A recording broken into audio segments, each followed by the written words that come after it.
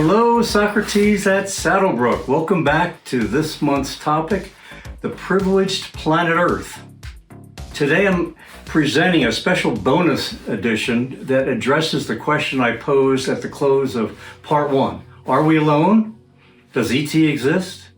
As you can see, I'm videocasting here from Socrates Astro Center today, and you might notice that I have on my special ET investigative uniform. Plus, I remembered my ring from the Supreme Commander. So let's get started, because this videocast is a short bonus session as the timing for part two has been briefly delayed by vacations. So in about 10 days, part two will be up. But I didn't want to leave you hanging. So today I'm featuring a brief bonus session on the search for extraterrestrial life. It's a video clip from an excellent DVD called The Privileged Planet by Illustra Media. In part two, I will give my analysis of the question, are we alone? But let me first introduce you to SETI, S-E-T-I. SETI is the acronym for Search for Extraterrestrial Intelligence. It's also a scientific organization with close ties to NASA, and it has over 100 scientists working to detect evidence of technological civilizations that may exist elsewhere in the universe. As we have discussed, there are potentially billions of locations outside our own solar system that may host life. So far, we've even discovered 4,000 planets beyond our solar system. We call them exoplanets. Now, astrobiology is the science that attempts to find traces of life, past or present, on other planets. I mean, just think of the exploration going on right now on the planet Mars.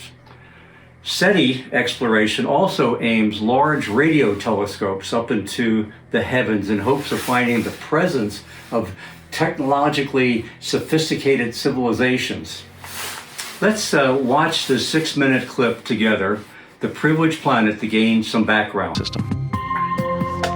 For Gonzalez and other astrobiologists, these factors, required for the Earth's habitability, became the focus of extensive research.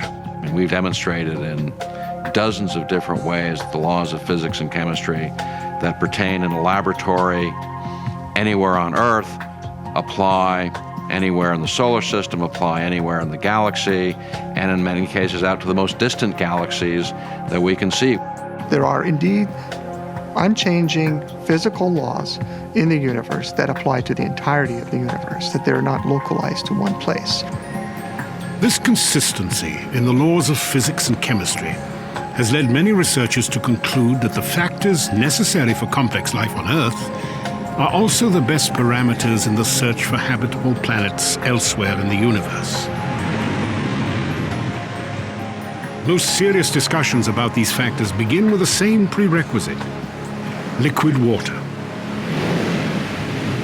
All the searches that are being done for life elsewhere, their starting position is a terrestrial class planet with water.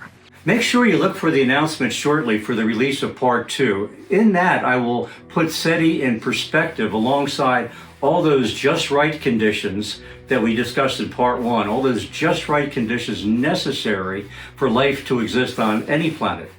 Now, I hope you have subscribed to these videocasts. They're free. Make sure you get notified by making sure you're registered on our website.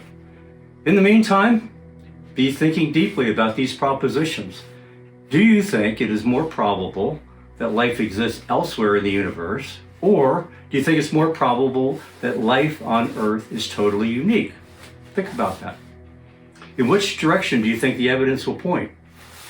What difference do you think it'll make? So, until next time, I'm Stuart reminding you, always be looking at evidence and follow that trail wherever it may lead you.